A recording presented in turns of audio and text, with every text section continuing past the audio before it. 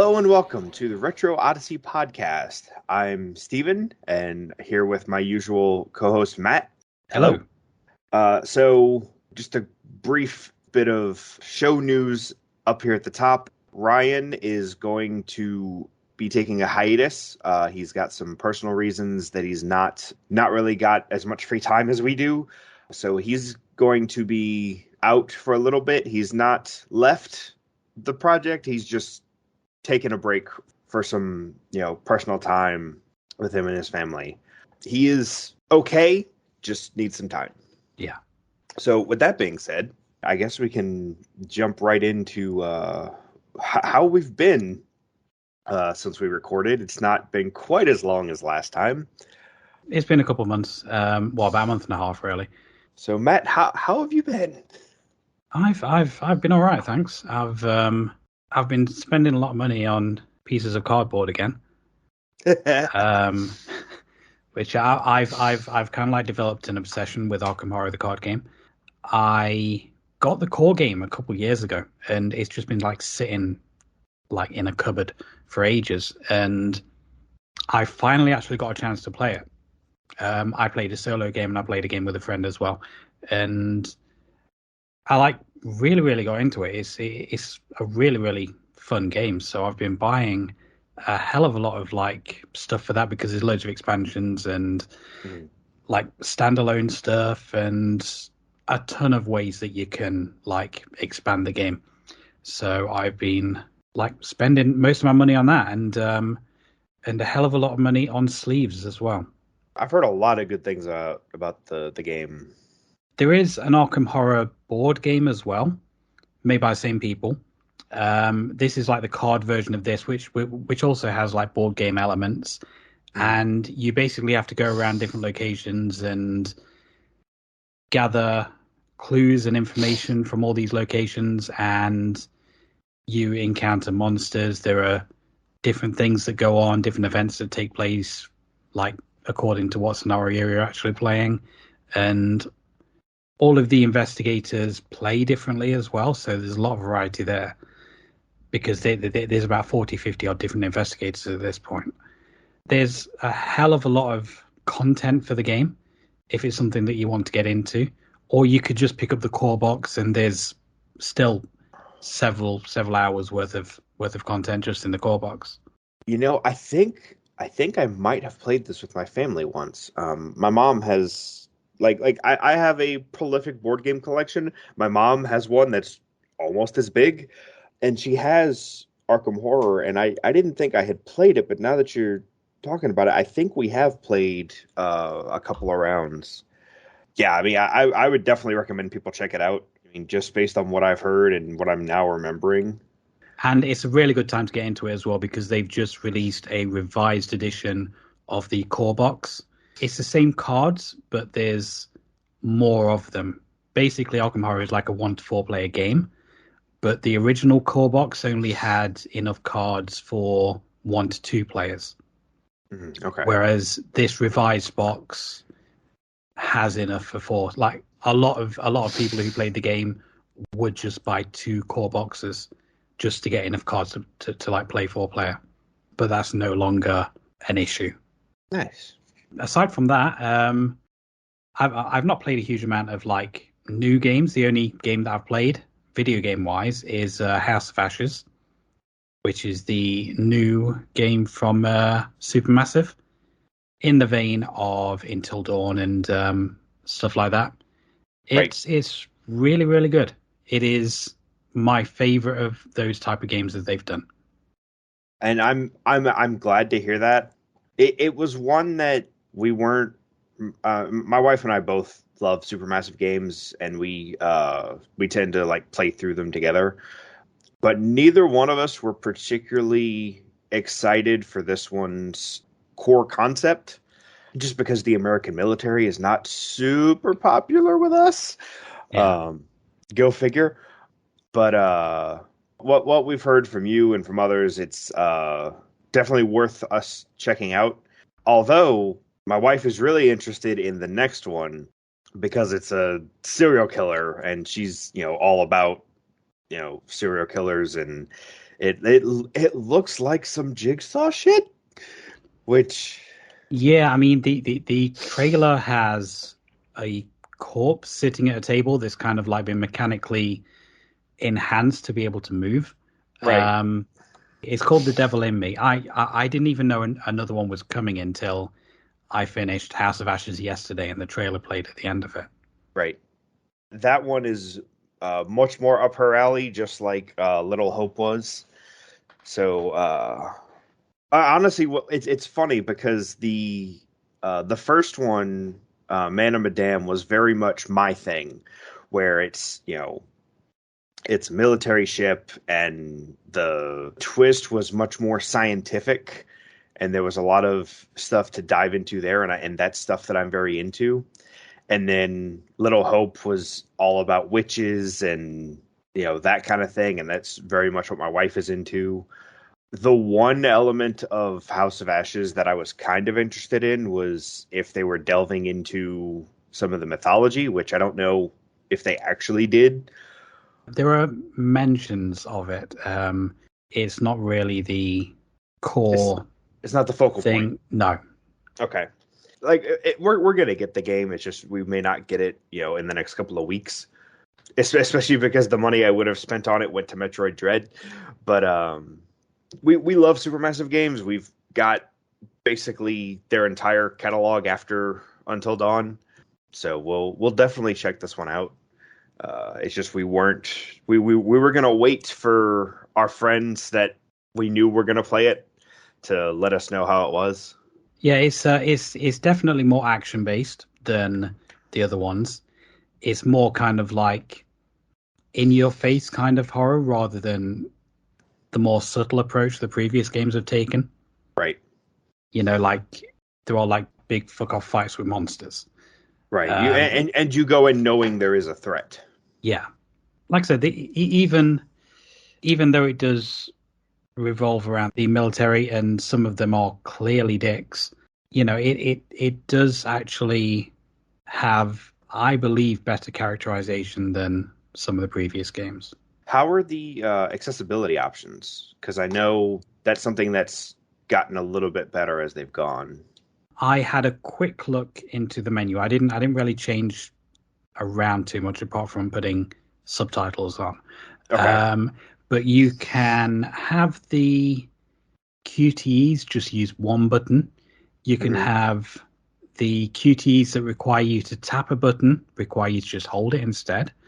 Okay. Um, there are options, I believe, to slow them down or kind of like pause the game until you've had a chance to press the button.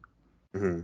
I mean, I played on the standard difficulty and I missed quite a few QTEs because I just wasn't fast enough. So if I do play it again, I may very well go into those accessibility options and tweak a few things around. But it did seem pretty comprehensive from what from the brief little glance I took. Yeah, that sounds like a lot of what was in the previous Dark Pictures. Although the one thing I'm glad they did for this one was full camera control. Yeah. I know it's kind of the point of the thing, but for me, the previous games they always use camera tricks to hide things, and it's a lot harder for me to find things if I can't see them. So that was always a little bit frustrating. But yeah, so I'll definitely check that one out. Just not as soon as we did for the others. I mean, we got Man of Medan and Little Hope on launch day. Yeah, so did I.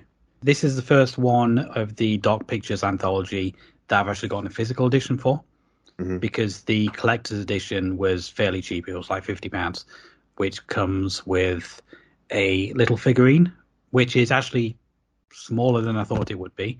But I guess, it was only £50. I would definitely recommend it when you get around to it. Yeah, definitely. Although I would maybe hold off on getting it on PS4. I had performance issues on PS4. That might be down to the age of my particular console. Well, so I had issues. I had performance issues on Xbox One on with Little Hope the first time through. I had at least two or three spots where it lagged, one of which actually killed a character. But that seems to be better, like, 6 months to like 9 months on after release. So I think some of those performance issues might get patched. I mean, honestly, I might still have issues playing on Xbox One instead of Series X, but that's because that's what I have. But yeah, so I've got the middle release for both PS4 and Xbox One. So I'm on kind of the low end of the recommended systems. I believe my PS4 is a launch one. Oh, okay. Well, yeah, that does have a lot of problems then.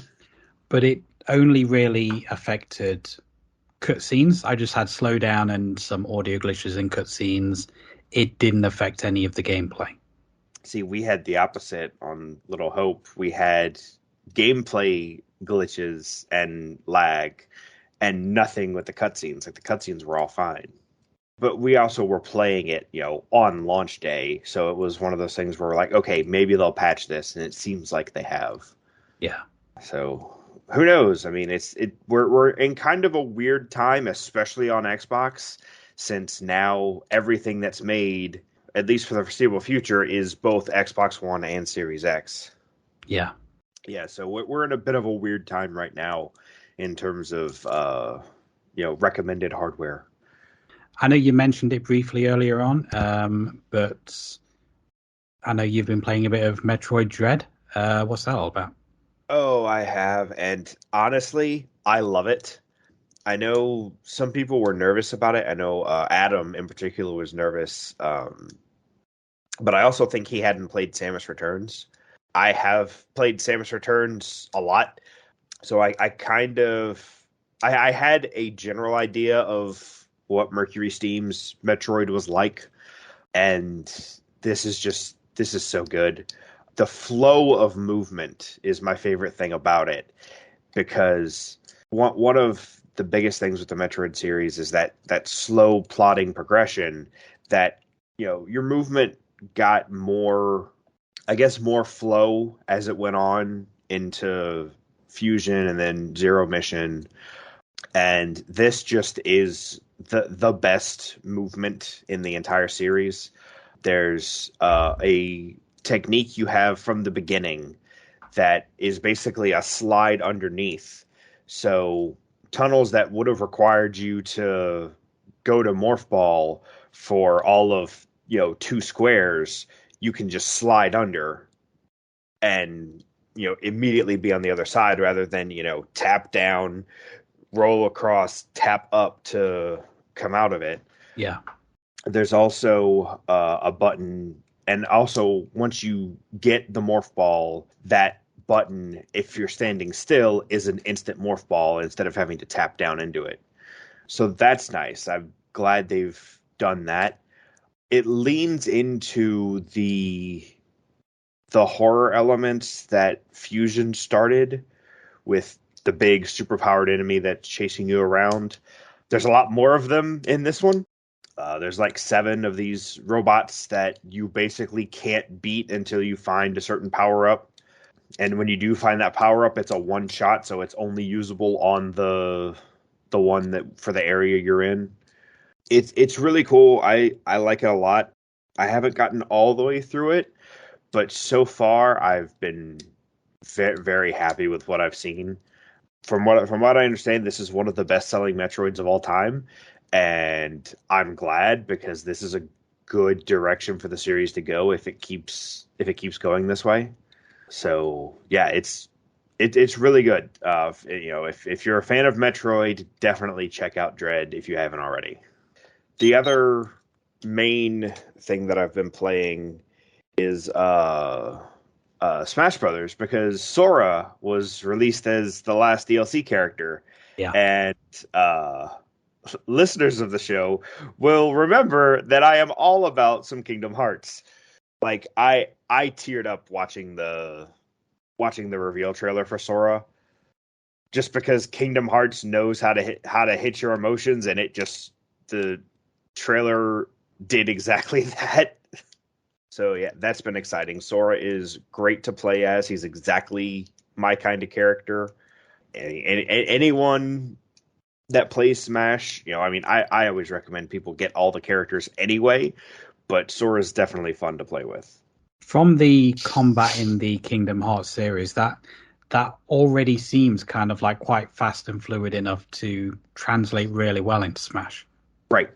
And he's a very aerial focused character, which makes sense because if you look at how he is in the games, he's got a ridiculous jump, which has translated to Smash. His jumps are insanely high to the point where I'll jump and be way above everyone else. It's like, okay, I'm just gonna have to drop a little bit faster here because he also kind of floats like he did in the games.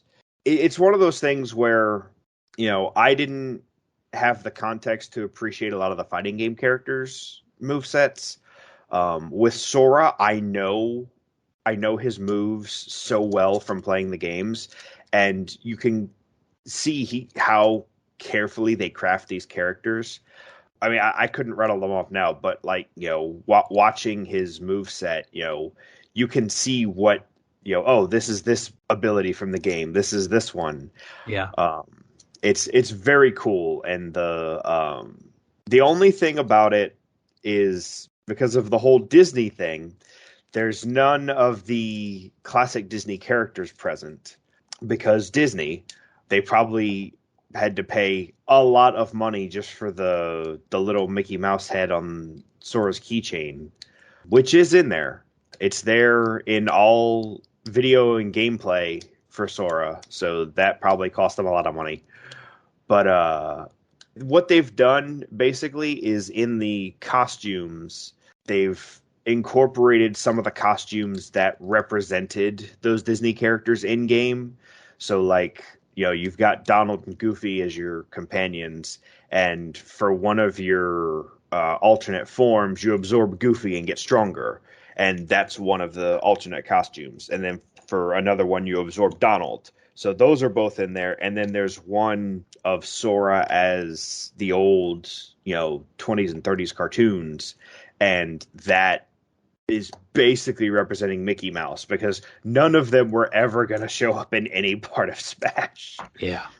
But yeah, so now that I have full context for a character, it's very cool to see just how carefully they crafted them and how much that team put into each character. And it's very, very clear that they love what they're doing. It's consistently been a very popular series. A lot of people were waiting for this big grand reveal for the final character, and from across the board, from what I can see, people aren't disappointed. The main disappointment I've seen is obviously the people clamoring for Luigi, which wasn't going to happen in this game, or Waluigi, and that wasn't going to happen in this game. And then because of the way the reveal started, people thought it was going to be somebody from Dark Souls because it was everyone, all the characters got turned into statues and there was the one single flame. And then, Mario pulls a sword out of the fire and everyone was like, oh no, it's Dark Souls. And it was like, no, it's Sora. It's like, oh, that's so, which don't get me wrong, Solaire would have been a great Smash character, but I'm never going to complain about Sora being in something. Yeah. But yeah, I mean, aside from those are the two big things that I've played. Other than that, I've played a lot of other Metroid, played some Mario Party with my friends, going back and revisiting some of the old ones. Which, funnily enough, there is the new Mario Party is a throwback kind of game, highlighting a lot of stuff from the early days of the series. I've never played a single one of them. I've played a lot of Mario Party, particularly because growing up, my family was my mom, my dad, me, and my brother. So to play video games together, it was always we had to find a 4-player game. And the Mario Party series was always one of those big things that that we would always play together. I think we had like 4 or 5 of them growing up, and then we rented the ones that we didn't own. I think until recently, there's only one of the original 8 that I hadn't played. It was a big deal for my family. So seeing that there's now this new one coming out on Switch, actually I think it's already out, that is a big throwback to the early days of the series. That's definitely something that I'm gonna pick up and play with my family, because we've all got Switches, so it's kind of an easy buy. Mario Party's always been a big deal for me and my family, because we always had a lot of fun with it. So yeah, that's basically what I've been up to games wise. Okay, well, we have a couple news bits if we want to go into those. Yeah, we can do that. I've only got 2 major ones, really. There's a load of little stories, obviously, with us having a little bit extra time than usual between episodes. There's a load of little mini stuff, but right. So I'm just really going to focus on the big ones. The first one, this was announced, I believe, just after we recorded the last episode. The people who did the C64 Mini are now doing an Amiga 500 Mini, which is really cool. I've been wanting an Amiga for ages, but they're not particularly cheap. Right. So this is something that I've definitely got my eye on. It's coming built in with 25 games. I'm not going straight in for this. Basically, with the C64, they released a full-size version about a year after the Mini, with like a working keyboard and everything. So I'm hoping that they do the same with this and release like a full-size Amiga 500. Right. So I'm not going to pick up this Mini yet. I will see if a bigger one actually does come out at some point. Right, because that would be preferable. Yeah, but the Amiga was a lot of people's first computer growing up, and you had a lot of games that also appeared on the consoles at the time. I mean, it's essentially gameplay-wise the same power as a 16-bit console. Mm-hmm. So you had stuff like Zool, Worms. I'm just looking at the list of games that are on this. Alien Breed 3D, Pinball Dreams, Speedball 2. You know, this is all stuff that came out on the Mega Drive as well. It was a lot of people's first introduction to computers, and it had so many great games on it. And I'm assuming that just like with the C64, you'll be able to like quite easily add more games and get the entire library on there. Right. That'd be really, really cool to get like a nice full-size Amiga. Because obviously I've mentioned before, I've got the new ZX Spectrum on the way, which has been delayed until next year, but that's kind of understandable. So there's a chip shortage. Yeah, so that'll kind of like complement that quite nicely, you know, having like these full-size classic computers. Yeah, that'd be really cool. You know, that's exciting. I have never even seen an Amiga because they just, you know, they weren't as popular over here. I know the Commodore 64 was, but that was just a little bit too early for me. But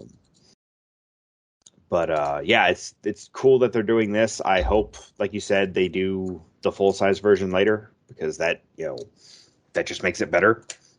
Yeah, I'm still yet to pick up the full-size C64. Just not got the money for it at the moment. Plus, I do actually have 2 real C64s. Right. But it is still something that I want to get. But the major retro story this month, which I'm sure if you've even glanced at YouTube, you've probably seen everyone talking about this. The Switch is having a new online subscription, which will include N64 and Sega Genesis games. It will be an extra payment and you're going to get access to N64 and Sega Genesis, and apparently it is bollocks. Yeah, so the other thing that's incorporated is the Animal Crossing DLC, which can be bought individually, but that DLC being thrown in there is what makes it kind of interesting for me because of my family plan, I think 5 of the 8 play Animal Crossing, and if they were to all buy that individually, that's what, $150, I think. Yeah. Or we pay $80 for the first year for the Switch Online expansion and have everyone covered. So I think my family plan is one of the few situations where that does have some value. But yeah, I've heard very, very poor things about the N64 emulation, and then people are upset about the choice of games for the Genesis games. Yeah, it's all the same stuff that has been on every single Sega collection. Yeah, There's no real point in getting it for Sega, and the right. N64 emulation is bollocks. Which is really because like N64 emulation has always been notoriously weird, but like you would think that they did these perfectly working ports for the Wii U eShop of N64 games. How do they not have these games like because you have the same games working on the Wii U eShop and now they're struggling on the Switch? Well, I think a lot of the issues are kind of like down to the online aspects. There seems to be a hell of a lot of. I mean, I've seen footage of Mario Kart 64. There seems to be a lot of drop frames, Mhm. a lot of lag. If like one person disconnects, then it kind of like pauses the game, and like while a message comes up saying this person's joined, this person's left the game, it will Right. just pause the game to show you that message. And plus, they say that the control isn't the best. I mean, there is like an N64 control that they've released as well, if you can get hold of one. Right, that's the problem. But overall, it does not look great, and it's really disappointing because I was really into this when they announced it because I've been wanting Mario Kart 64 playable online for a very long time, Hmm. and they finally announced it, and they fuck it up. Yeah. Which, Nintendo. Mm. And it's unfortunate because like I was looking at this like, okay, I definitely need to get in on this. And then like you look at the game options, it's like, well, I could just get these on the Wii U and have it work better. So that's unfortunate. Hopefully things improve. I'm not optimistic about that, but here's hoping. Yeah. Hopefully they will. But for me, at the minute, it is not something I will be getting. I think the only other main source of value for me from it is one of the accounts on my Switch Online family plan is a Japanese account, so I can access some of the stuff only released in Japan, which also comes with its own Famicom and Super Famicom online. So in that instance, I might find some interesting things in the N64 and Genesis games that were only in Japan. Yeah. But that's a very small edge case for basically just me, like that one person that is has this setup and is also learning Japanese. Mm. And again, you're going to get value with like the Animal Crossing stuff. But if it was only you on your Yeah, plan, then it no would way. make more sense just to buy the Animal Crossing DLC rather than Right. rent it with this service. Right, that's the thing. Because, like, honestly, I mean, I don't know how active into Animal Crossing the rest of my family plan stayed because they're all in my family, but we don't live together. But like I can imagine that they probably would only play the stuff in the DLC for about a year. So if we just get the expansion for a year and then drop back down to the regular, they've gotten all the content they're going to want out of it for less money. But again, that's a very, very particular edge case. And Nintendo should do better. Like, they have done better in the past. So yeah, that's all unfortunate. In terms of releases, I don't. I mean, obviously, there's been a lot of things released, but I think we've talked about most of them. Well, there are, and I have like 5 that are upcoming for November. Okay. Which really kind of like piqued my interest. Well, these are all like the retro ones that I could find. But we have Grand Theft Auto, the trilogy. Oh boy. Which is a remastered collection of GTA 3, Vice City, and San Andreas coming out on all modern systems. That is coming out in a couple of weeks' time, and I will probably pick this up. I'm a big fan of GTA 3 and Vice City. I never played much of San Andreas, even though people say it is kind of like up there as one of the best. Mm-hmm. But I am huge on Vice City. I love Vice City so much, and I do already have the port on PS4, the PlayStation 2 port that they released online. But this is like a remastered version, which they include like some quality of life features on them as well. And it's coming out digitally on the 11th of November, I believe. Mm-hmm. And then it is coming out physically at the start of December, if I'm not mistaken. Okay. That is definitely something that I'm looking to pick up. Plus, San Andreas is coming to Xbox Game Pass again, I believe in December, and GTA 3 is coming to PS Now. Interesting. That actually is pretty interesting. I have never played Grand Theft Auto. It's not really my thing. You know, if I want a sandbox to just mess around in, I'll just like play Minecraft.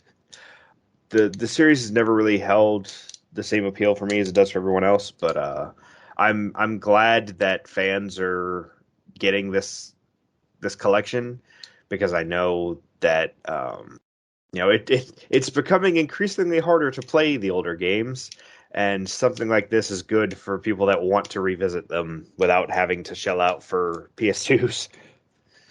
Yeah, well, they do have the PS2 versions available to buy on PS4, but it'll be nice to have like these remastered ones. And especially on Game Pass, that's really interesting. They must have made some kind of deal where Xbox gets one of them and PlayStation gets one of them. Which logically you would think PC then gets the third, but there really isn't a game streaming thing on PC aside from Game Pass. No, I mean the PC version is coming out via the Rockstar Games launcher. Right. I don't know. I've never used it. I've never used it either. I don't think. Oh no, I do. Okay, I do own one Rockstar game. I picked up a copy of Red Dead Redemption because that's the only game of theirs that has my interest piqued in any way. But even then, I still haven't touched it.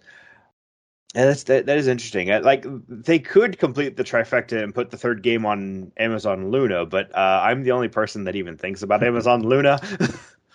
These are coming out on iOS as well. Okay. And Android next year. Not sure I'd want to play. Like, even if I were going to play, I'm not sure I'd want to play it with a touchscreen. But I don't know. It's, more options is always good. Yep. So that is coming out November the 11th. November 9th, we're getting an expanded version of the Disney Classic Games Collection. Again, for all modern systems, and this will now include the SNES versions of Jungle Book and Aladdin. Oh, okay. So the Jungle Book wasn't in the last one, but this one we have SNES, Game Boy, Game Boy Color, Sega Mega Drive versions of Aladdin. We also have Final Cut demo versions and Japanese versions of Aladdin for Sega Mega Drive, whatever they are. Well, obviously I Okay. know what the Japanese version is, but Final Cut I have no idea. Yeah. Um, the Lion King is going to have a SNES, Game Boy, Game Boy Color, Mega Drive, and Jungle Book is going to have SNES, Game Boy, and Sega Mega Drive. So I guess it's good that I haven't picked it up yet. I can just get this one.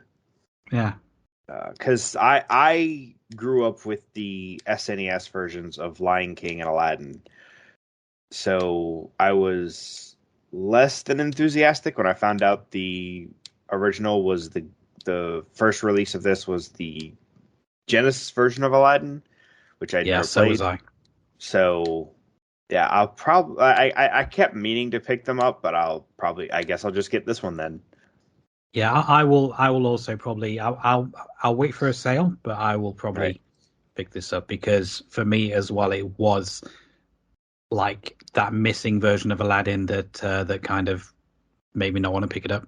Right. Is this getting a physical release? It is. Okay. It is indeed, and the physical release includes one of four retro style instruction manuals inside the box while supplies last.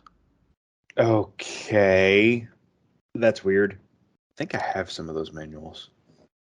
But it's coming out for $29.99. Which isn't But bad. if you have the previous collection, then you can get the extra games as DLC for $9.99. Oh, that is interesting because then I could just go pick up a pre-owned copy of the original Yeah.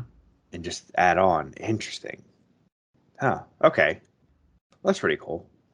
Okay, so November the 18th, we have a couple different games.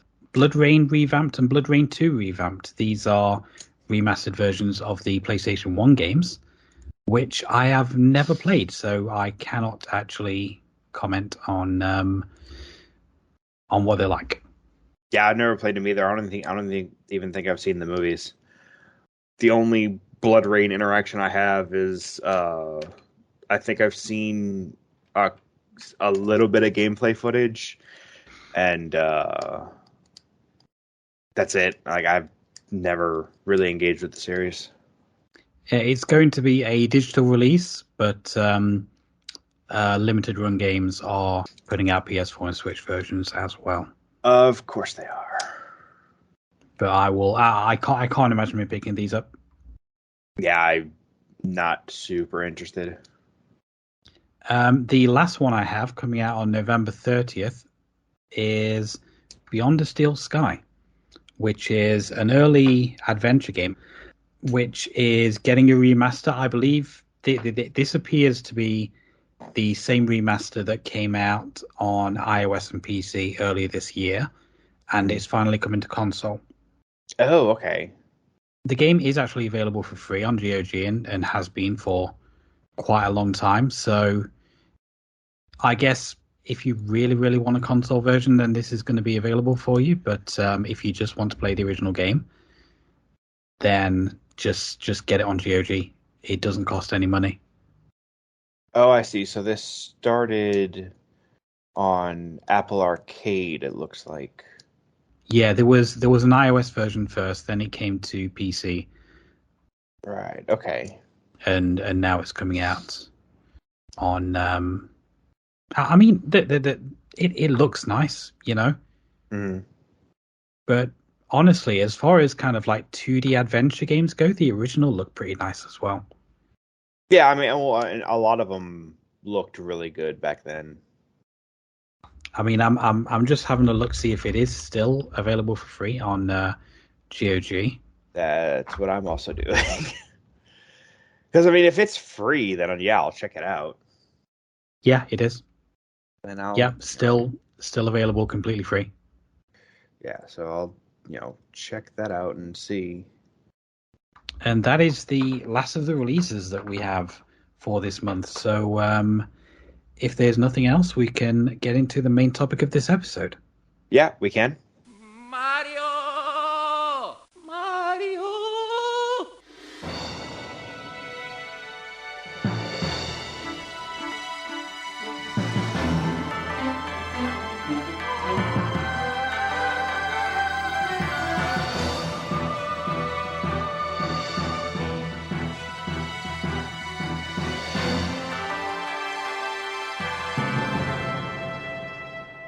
Okay, so my pick for this spooky Halloween episode was a game that actually comes under many different names. You Americans are going to know it as Fatal Frame. Japan's going to know it as Zero, and as in Europe, and you guys over in Australia are going to know it as Project Zero. Fatal Frame is the only good title out of those three titles. And it's the only one that actually makes sense. Yeah, no, I like Fatal Frame as a title. Because it is a survival horror where camera is your main weapon. So Fatal Frame makes a lot of sense, and Project Zero makes no sense whatsoever. Yeah.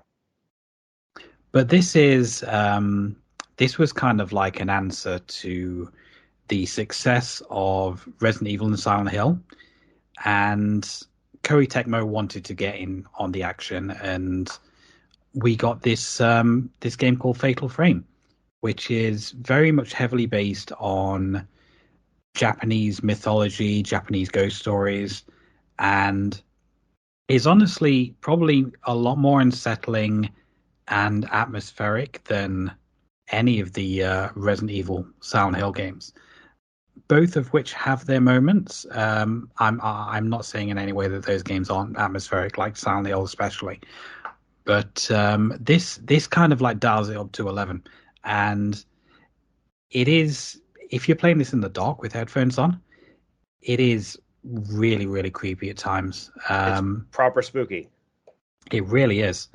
And the fact that you don't have like conventional weapons to take on the enemies, it adds that sense of panic to it. This is a game that I got not long after it came out on PS2. I never got super far into it because honestly, this is one of the very, very few games that I've had to turn off because I got scared. Like right. that never happens. Even in Silent Hill, in the first major indoor section in Silent Hill in the school, that is absolutely terrifying. But I managed to push through that. But this one was actually a bit too much. Replaying it now, it wasn't as bad. Like, I mean, I was playing it in the dark. I didn't have headphones on, but I didn't find it as scary as I did when I was a kid. You're also way more versed in horror now. Oh, yeah, absolutely, absolutely. There were still a few jump scares that got me, but the atmosphere is definitely still there. You know, it is still a very creepy game. And like I said, your camera is your main weapon. Well, it's your only weapon, really. And you can upgrade it and get different kind of film for it, which is more powerful. Most of the ghosts that you see, though, aren't actually enemies. They're just wandering spirits that if you take pictures of at the right time, if you're fast enough to take pictures of, you get a little bit of backstory. You get some points that you can then use to upgrade your camera. Yeah. But you do have these kind of like malevolent spirits as well. And every once in a while, you're going to have to like fight one of these, and they can come up to you and grab you. And basically, you've got to focus your camera on them, and it will build up like this gauge the longer that you're focused on them. And the higher this gauge goes, the more damage that you'll actually do to them. Right. It is a very awkward control system, and it's a lot more difficult than it needs to be, honestly. Yes. A lot of the times, you're trying to line up these pictures, and the ghost will just come right up to you, and you can't move very fast when you're using the camera. Right. So they will just grab you and take away a load of health, and you've got to build up the gauge again. And it makes combat come across as clunky and annoying. Like in Silent Hill, the combat is intentionally not great. Well, that's because the point of Silent Hill is not like you're not supposed to fight, you're supposed to run, right? Yeah. Yeah, for a lot of it. I mean, combat is passable in Silent Hill, but you're not like a soldier. You're just kind of like a regular guy. You're just that guy. And the whole point of it is that combat is a suboptimal option that you should only use if you have to. Yeah. From what I understand. Yeah, pretty much. And in Fatal Frame, you are kind of like locked in an area with a ghost that you're going to have to take care of, and a lot of the time it just gets really, really difficult. There are a lot of like difficulty spikes throughout the game. Playing through this time around, I managed to get to this big outdoor area which had like a well in it. It's probably about an hour and a half, 2 hours into the game, and for the life of me, I cannot kill this ghost in this particular area, and that is as far as I got because it's quite fast and it takes off a lot of health on each attack, and I just cannot get past this particular ghost, unfortunately, which is a shame because there are really, really good concepts in this game, but it just isn't executed particularly well in terms of that main combat mechanic. Yeah, I did not get very far at all. I think I got to, I want to say maybe like the second or third actual ghost once you get to the main game and not the intro. Yeah. And it's like, you line up the camera, you start charging, they swarm in, punch you in the face, and you have to start over. And I just died, multiple times to this. And I'm like, oh, this is not for me. Like, I would much rather just be able to shoot it in the face. Yeah.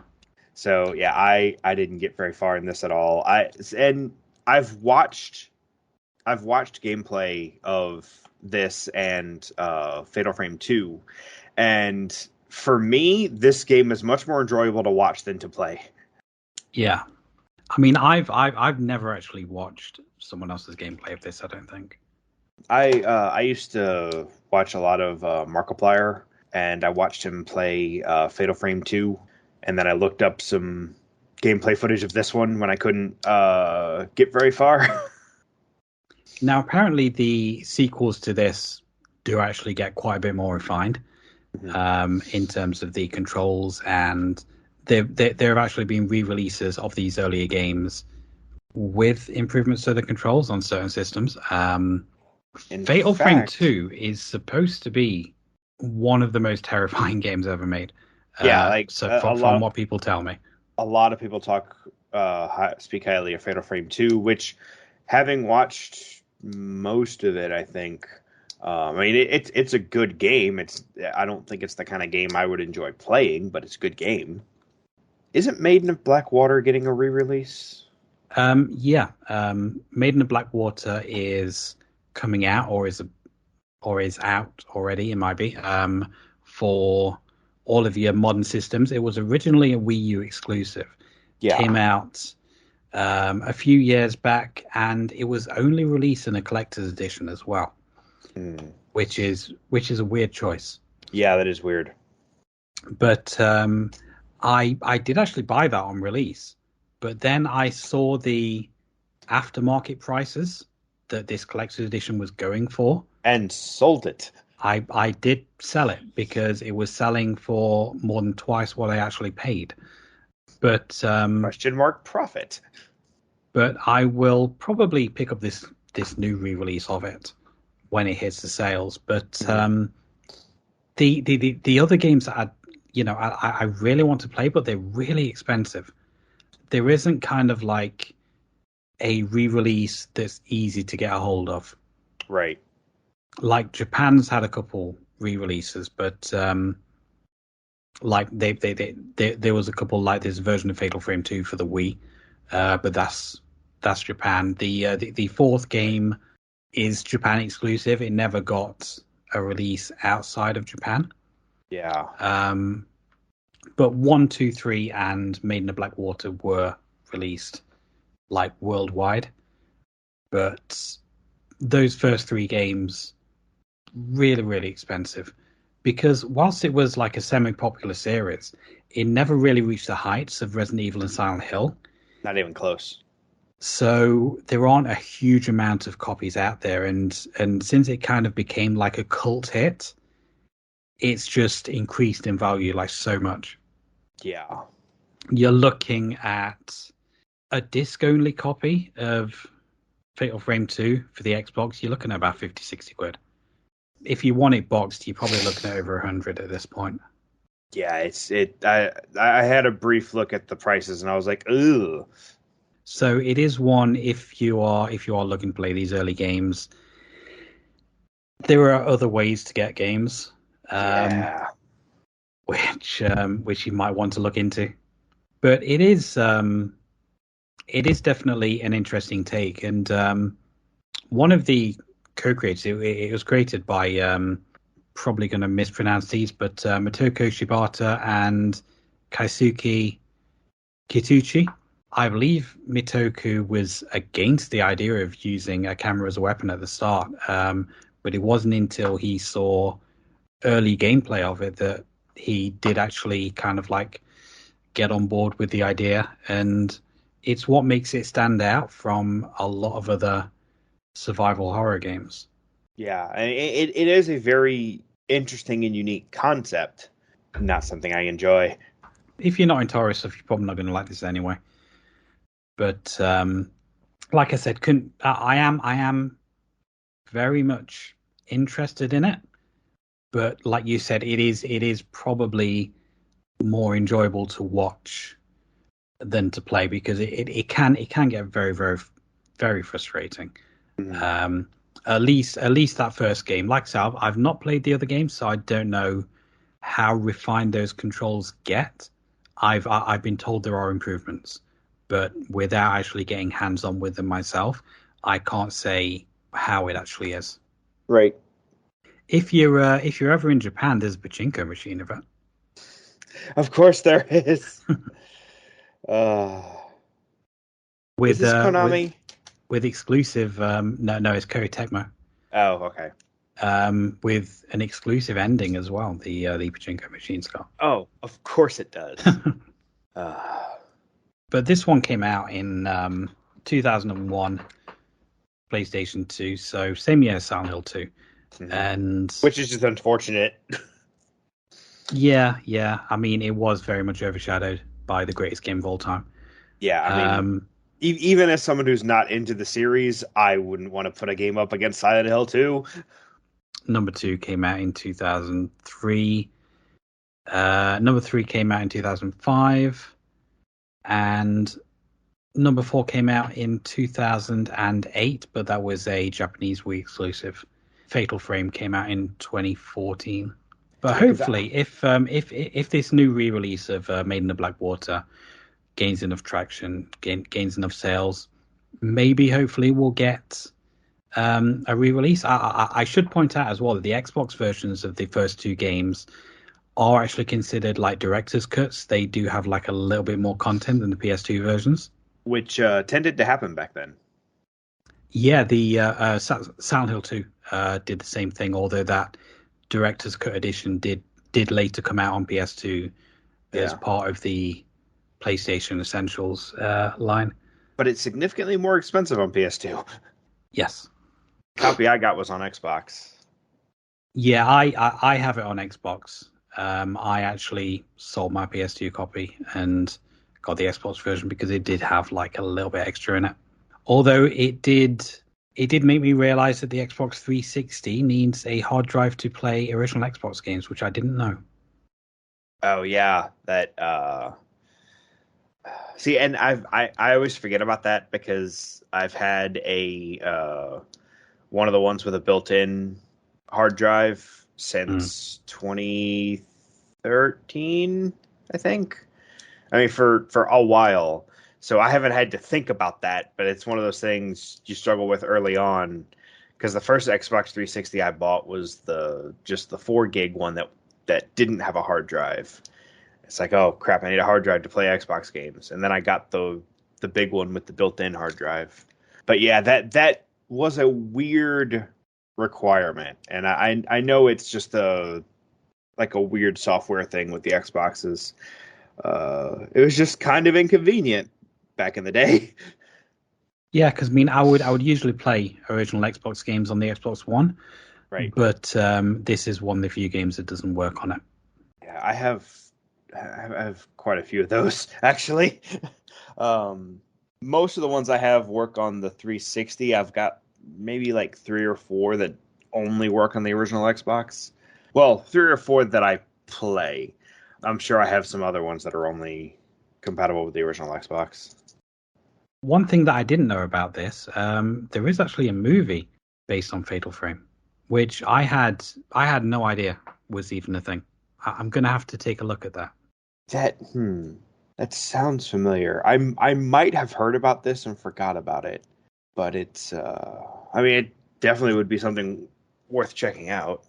It was based on a novel called Fatal Frame: A Curse Affecting Only Girls, which is a very Japanese title.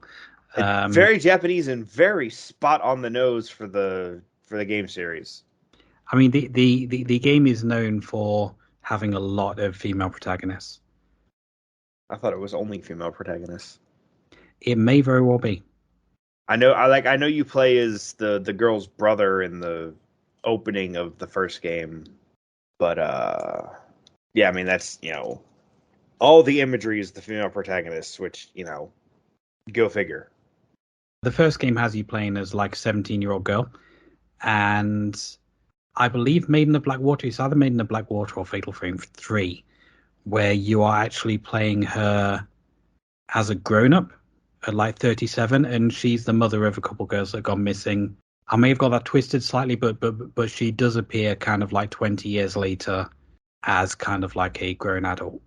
That's interesting. Either you play as her children, or you have to rescue them. or you have to rescue them as her. Okay. So there is kind of like additional media around the game that you can check out if you want. There's the novel, there's film, there's manga as well. Right.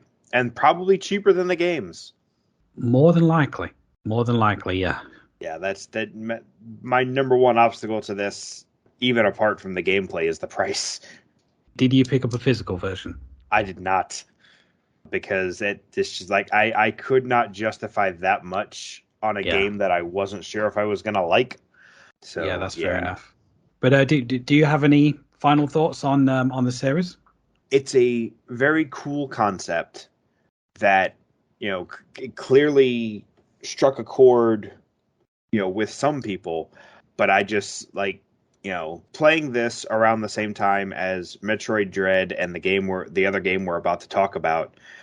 Just it probably felt more unpleasant to play than it really is. Just because I was playing games that gave you more options to deal with enemies. Yeah.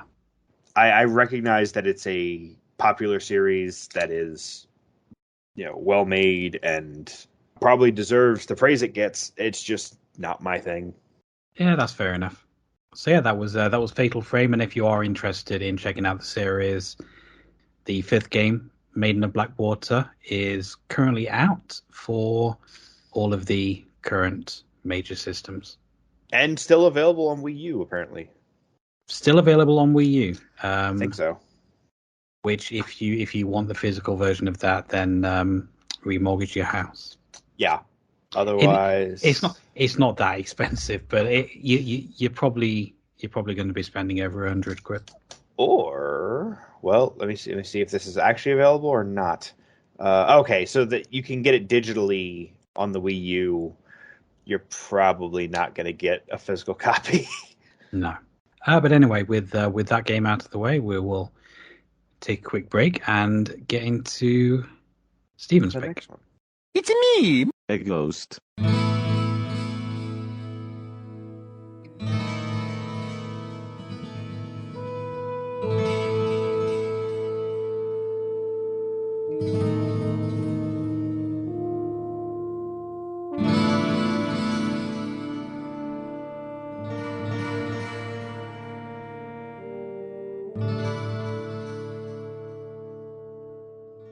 So my pick for this episode is the original Diablo for PC and PlayStation.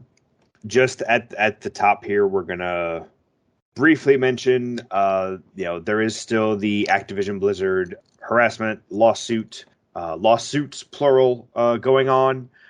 It is unfortunate, and at the end of this, I'm gonna recommend that you buy this game, but that is obviously a very personal decision for everybody. If you want to give any money at all to Activision Blizzard, I can tell you the used market for the PlayStation version is outrageous, but that is kind of something to be aware of when talking about the Diablo series, which the most recent Diablo 2 Resurrected release is also a thing that, you can pick up. It is a quality release, but again, that's on each individual person to decide if they want to give Blizzard any money.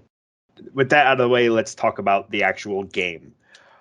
So Diablo is another game like Mario Party that my family played together a lot, to the point that I know at least the first two games in the series. I know them front to back. I've been through them so many times, both by myself and with family members.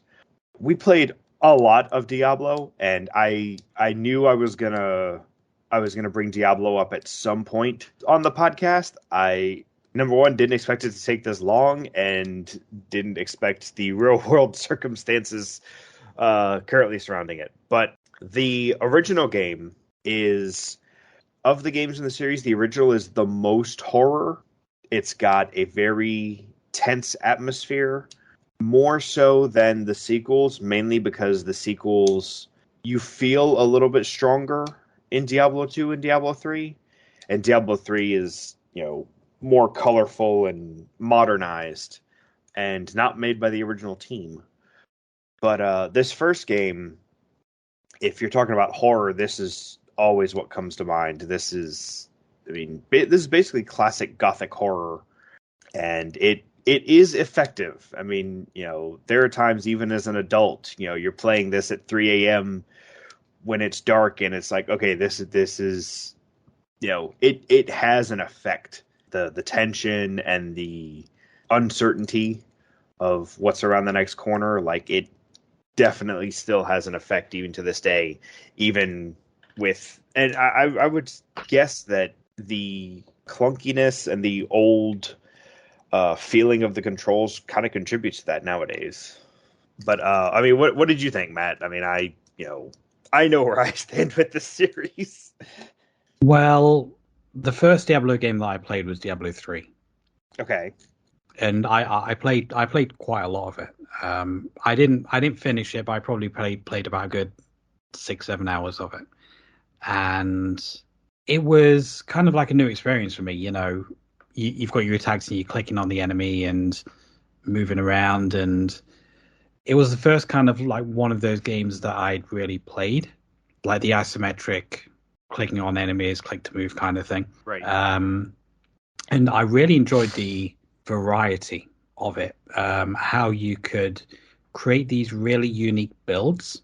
Like I believe in Diablo 3, I played, I think it was a witch doctor, and I ended up having these abilities where I would summon poison toads, and the toads would explode and poison enemies around it, and then those enemies would then explode. And so that was kind of like my first taste of the series. So going back to this one, for me, Although, like I say, it did indeed have that atmosphere, and there is kind of like a sense of dread permeating the dungeon that you go and visit. I was initially surprised by the lack of variety in the combat Yes. because I assumed that there would be a version of what I saw in 3, just kind of like a more primitive version. And whilst you can use kind of like different melee weapons, you can cast spells and stuff like that, it is a lot more basic. You are generally just clicking on the enemies to attack like most of the time, rather Right. than having a big line of abilities that you can kind of tie together and create synergies with. Mm-hmm. And for me, that kind of made it feel a little bit flat. Like, I can see probably starting with Diablo 1 if that had been my first experience, and then I'd worked my way up to 3. I probably would have felt completely differently. But whilst I did enjoy playing number 1, it just wasn't what I was expecting in terms of the combat, and that just ultimately left me like a little bit disappointed. And honestly, with the whole like constant clicking on enemies, I mean, this was made before people really knew that RSI was a thing, Right. and my fingers were aching after like an hour of playing this. Right. So what you were expecting is basically in Diablo 2. Diablo 2, basically, your character has a skill tree, and there are basically 3 different tabs for each character's build. So, for example, the druid, you can focus on summoning, or you could focus on elemental spells, or you could focus on lycanthropy, which is transforming into a werewolf or a werebear. And you can mix and match those, and there's all kinds of variety of stuff you can do in Diablo 2. In the first game, there are ways you can deviate, but you have to go in with a very clear mission of this is exactly what I'm going to do with this character, and you have to know how to build the stats from level 1, because otherwise you're just going to end up with someone suboptimal that can't get through the game. The other thing is this game is very hard. Yeah, I did actually run into that exact issue. I got to probably, I think, about floor 8 or 9. Yeah. And I just felt that I was too underpowered. And one of the biggest problems you get down that far is you start running into a lot more ranged enemies. And if you're playing a melee character, it's much harder to deal with them if they're, say, on the other side of a river. Mm. So that's a big factor of it. And one of the primary ways around that was to, when you're playing, save the character and then restart the game with that same character where they are, and just run through those first couple of floors a few times to build yourself up and get more spells. But that's very tedious. But it's one of those things where, like, I've seen one of the times me and a friend of mine played, it was, okay, I'm playing as a warrior, I'm going to be an upfront fighter. He's playing as a warrior, but he's focusing on spells. So unless you have that very clear vision, there's basically one way to play each class. You get a little more variety with the sorcerer in terms of what spells you want to focus on. But one of the weirdest things about Diablo is each character is basically the best character for certain sections of the game. So in the beginning of the game, the warrior is the strongest option because they can take the most hits, they can block. They do very well in the early floors of the dungeon. In the middle section, the rogue actually does the best because of all those ranged enemies and the various stronger bows you can get. The sorcerer is the best for late game. It's just hard to get them there, except the final boss. Now, when you get to Diablo himself, the warrior is the best one to have because he's immune to all magic except for one spell. Oh. Like the only spell that can really hurt him is Holy Bolt, which you get in the first few floors, you level up a few times and then never think about. And that's the only spell that can really hurt him. So it's one of those things where like the best way to go through the game is with the best way would be to play with a LAN connection and have all three characters. Yeah. The best way to play with, especially on the PlayStation version, is with two people, one warrior and one sorcerer, so that you have the meat shield for the early levels, you have the spells to take care of the later levels, and then you have the warrior to clean up the last boss. So there's a lot of those weird little quirks in Diablo, and it does, especially if you're coming from a later game, it feels more archaic. It feels less fun, especially because Diablo 3 is a very well-constructed game. It's not made by the original Blizzard North, but it's still, it's still good. It still feels like Diablo, especially with everything that was added in Diablo 2. But, I didn't know you had played Diablo 3, so that does kind of sour the original if that wasn't the first experience. Because, I mean, like I said, I first played this with my family, and we started with the original Diablo, and then worked our way up. But it's definitely a product of its time, because I mean they were inventing a whole new genre. They had no idea how well this was going to do, and that's why Diablo 2 is much more refined and just a much more enjoyable game, because at the time they didn't know what they had. One of the other complaints I had, which kind of like ties into all that, is it's not very user friendly. No, it's not. Like, you can do perfectly fine if you know what you're doing. If you don't know what you're doing, then you're gonna struggle. Yeah. Like, and a great example of that is the shrines. So there's shrines in all levels of the labyrinth, and they each have a designated name, but you don't know what it does until you click on it. Now, I happen to have the strategy guides for both versions, so I just keep that open in front of me so I can look up what the shrines do. But if you don't have that, that can be unpleasant, because not all of the shrines have good effects. And if you don't know what it is until you click on it, well, then you might have just, wrecked your character for the next few levels because you didn't know what the shrine did. Mm. And there's also, the movement speed isn't great. One of the absolute best things Diablo 2 added was the ability to run. And there's other things like, paying to identify items isn't as big of a deal as it could have been. You can struggle with it. You can struggle with gold in the early game, but by late game, you've got, piles of gold in town. But there are a lot of things like that, like the fact that one of the NPCs in town is way the hell off away from everyone else, which would be okay if your walk speed wasn't so slow. And when you start getting into mods and the expansion that Blizzard refuses to acknowledge, that was one of the first things everyone changes, is the movement speed.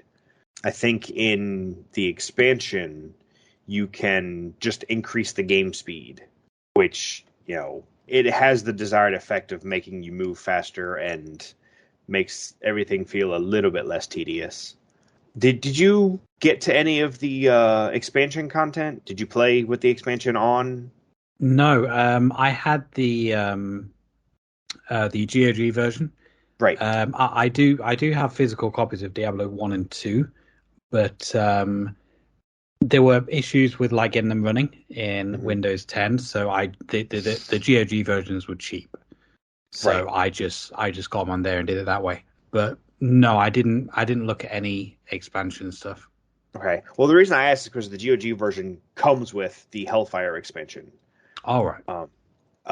But so the expansion is kind of a weird thing because it was the original team Blizzard North. When they finished Diablo, they basically immediately started on Diablo 2. And I don't remember. I want to say Blizzard wanted to do an expansion, but Blizzard North was busy working on Diablo 2 and weren't particularly interested in making one. So Sierra was contracted to make the expansion. And so Diablo is very gothic horror. The expansion went for more of a Lovecraftian horror aspect. It's basically the expansion content is basically there's some quality of life stuff, but the main meat of it is there's an additional quest line where there's a new character in town and they give you the quest to go into this like hive thing that there's all these weird creatures and you fight through and you find the stuff. And then there's a second area that you go into that's basically it's basically like a sorcerer's lair where he was trapping demons and then lost control of them, et cetera, et cetera. But it doesn't have the same vibe as the base game, and a lot of people criticized it for that. And it was an officially released expansion, but it's not officially recognized in terms of the canon. So it's a little weird in terms of the circumstances. The content is interesting, but it doesn't gel with the base game and the sequels. Well, at least it is there as an option if you want to check it out.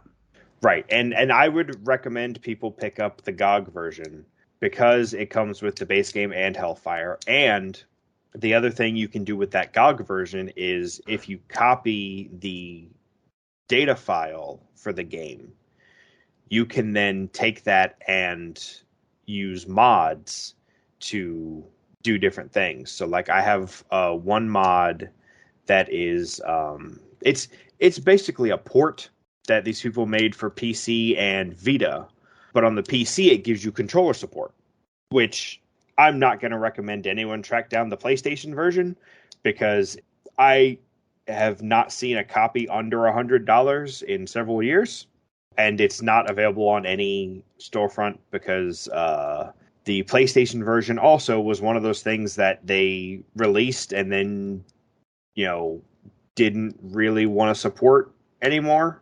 The PlayStation version was released by EA, I think. But yeah, I would recommend people, if they want to check this out, get the GOG version and then make a copy of that data file.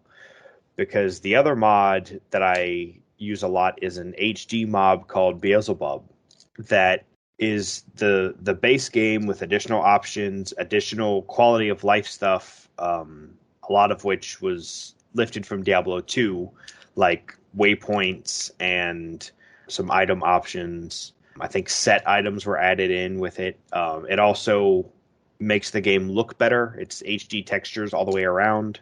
And it adds, I think, 3 new classes. It's a pretty hefty mod, and it also takes all the cut content that was originally made and like in the game, like all the conversations for the unreleased content are in the game. They just weren't used.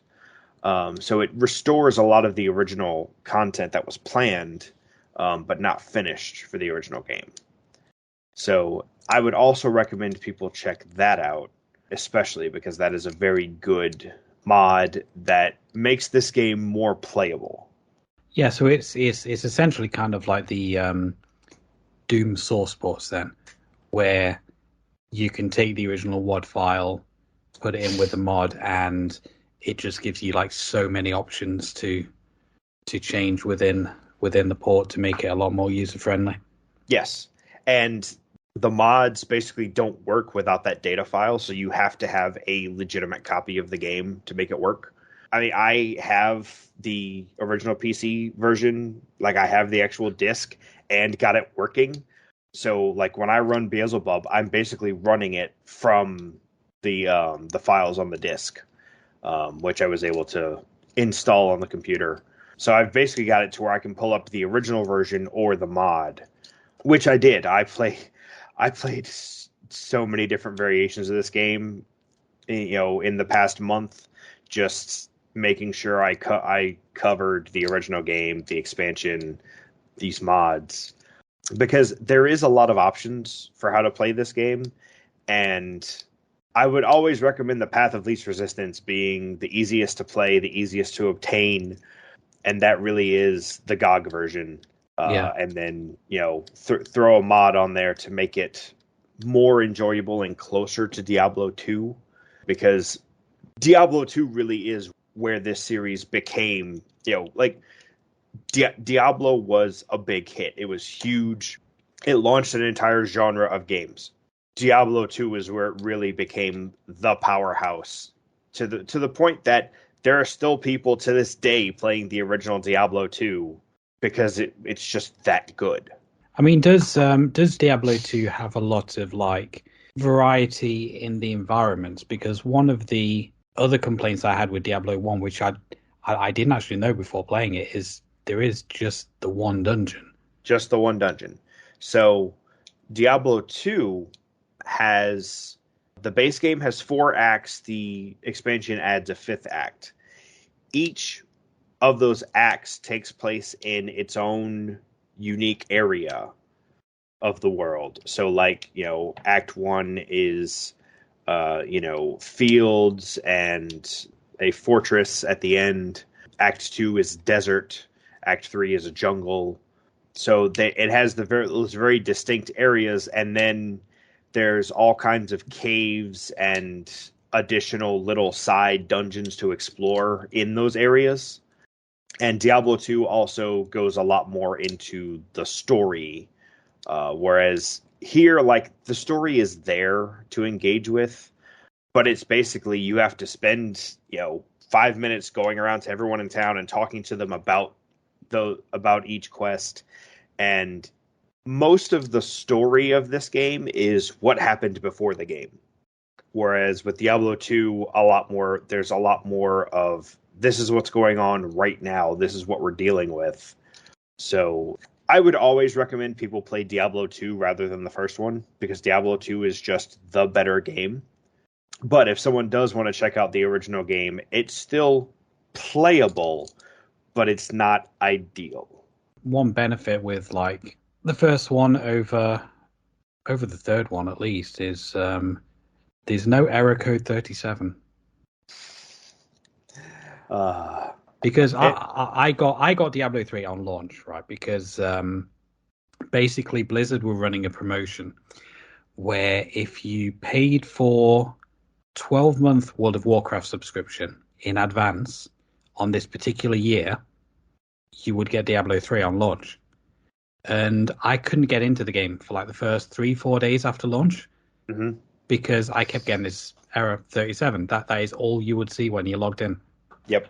My dad did the same thing. He didn't have the WoW subscription, but he bought the game on launch and then couldn't play it for like a month and just gave up on it.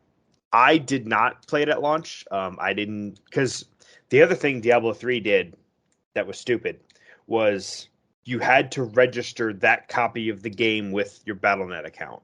So previously with Diablo 2, we had, I think, 2 physical copies, and we would just use those to install it on all our computers.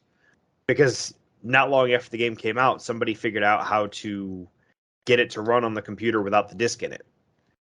So because of people like us, who had 1 or 2 copies of the game installed on, 4 or 5 computers, they locked each copy of the game to your Battle.net account.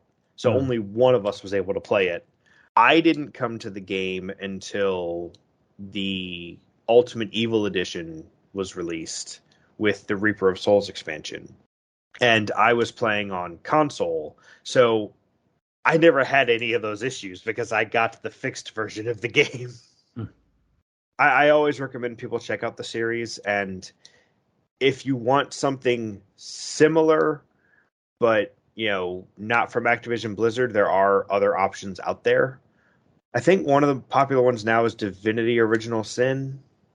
I think that's one of the ones people speak highly of recently.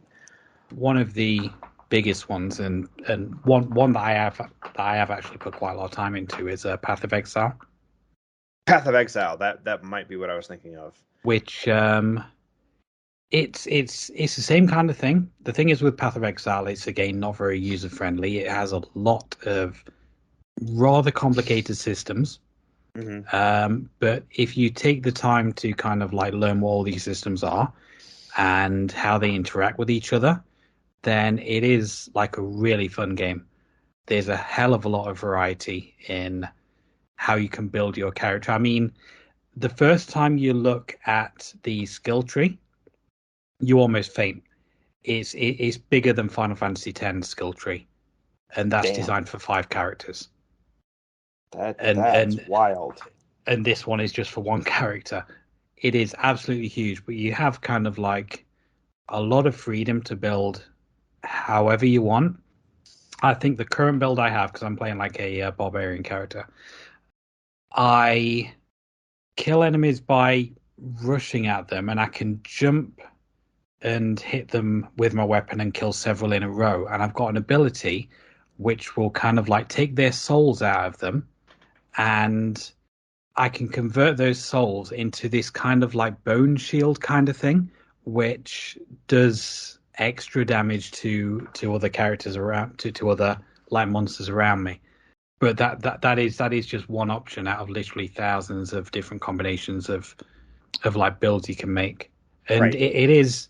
It's free, but just be aware going into it that it isn't very beginner friendly. You're going to need to actually put some time into it to really figure out what's going on. Right. And that variety and versatility is all was all added in Diablo 2. The synergies and the stuff like that, that all comes later in the series after the first game. There's another very good series that does this very same kind of thing, but it's going to be harder to play. The Champions of Norath games on PS2 are basically Diablo 2. It doesn't have all the same stuff, but they're very good games that hit that same spot. But they are PS2 games, so you're going to have a way to play PS2 games and the games. But I don't think they're terribly expensive. I mean, PlayStation 2 consoles are like really cheap as well. Yeah. I'm seeing $30 used for the first Champions of Norath. It was developed by Snowblind Studios. I don't remember if there's anything with them. But, partially published by Ubisoft. Well, crap. But at least with these, you're guaranteed to be buying pre-owned versions. So I always recommend that to people if they've got a PS2 and a way to play and the ability to get these. In fact, they're actually based on Baldur's Gate Dark Alliance. So yeah, I always recommend these to people if they want to play something like Diablo that isn't Diablo. But that's I honestly I wouldn't even bring them up except for the situation we're currently in. Yeah. But other than that, I mean, I don't have a whole lot else to say. I mean, I could I could talk about this series for hours, just because I've got so much history with it and I've been through them so much. But bottom line is, the original Diablo is worth checking out. The sequel is better. The original game has the benefit of being cheap on GOG. Basically, the only version of Diablo 2 you can buy without tracking down an old PC copy is digitally through Battle.net. And then obviously there's loads of pre-owned console copies of Diablo 3 if you want to check that out. I think I do have Diablo 2 on Battle.net because my physical copy comes with a like activation code, which was never used, and I was able to put that into Battle.net, and it recognized it and like added it to my account. Yeah, but I do have the discs as well. It's easy to access these games. It's just you are probably going to have to give Activision Blizzard some money, unless you've got the money to shell out over $100 for the PlayStation version, which But yeah, I would recommend people check this out. If for no other reason than to see, where this genre came from. If you weren't around for the initial explosion, it may not matter to you as much, why and how it exploded the way it did, but it's still fun to go back to every once in a while. But, I also have a very, for someone my age, I have a unique perspective on it. Because most have played the sequels before the original. It definitely interested me, and I may look into modding it to try and iron out some of the issues that I had. Yeah, I mean it's not going to fix everything, but it does open things up a bit. The only thing about the Beelzebub mod is your character. It basically does that same thing I was mentioning before, where it saves your character, but the labyrinth will reset every time you reload the character. But the advantage there is you can then regrind the early levels without having to start a whole new game. Yeah. And like your quests and everything are saved. So you don't have to go and re-get the quests and stuff. And your waypoints are saved. So if you're down on, level 13 and, turn it off and come back, you can still go straight. Well, you can go to level 14 because the waypoints are every 2 floors, but you can still use your waypoints to go down to where you were and pick up the quests and everything from where you were at the time. So is there a way in that mod to turn off the Wilhelm scream that plays a hell of a lot? No. Yeah.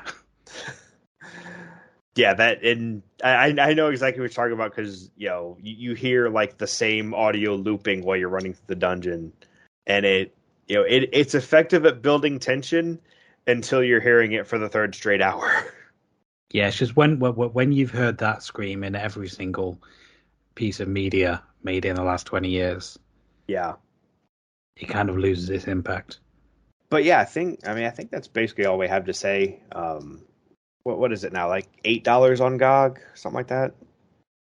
It is currently on a discount, at least on the UK store at £6.29. Yeah, I'm seeing $8.49 on sale here.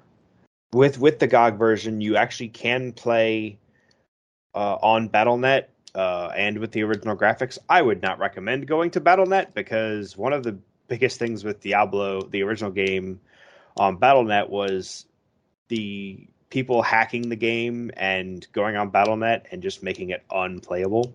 But the base game and the expansion are available with high resolution support on GOG, but it'll be LAN connections only if you want multiplayer. But yeah, GOG is really the best way to play this game. I think that's about it. So we'll take a short break and then come back for the end. Yeah, okay. All right, so that's all we have for you this month. We will hopefully be back much sooner this time. We're aiming for early December for our next episode. But until then, I guess all we have left is to say goodbye. So goodbye. Goodbye.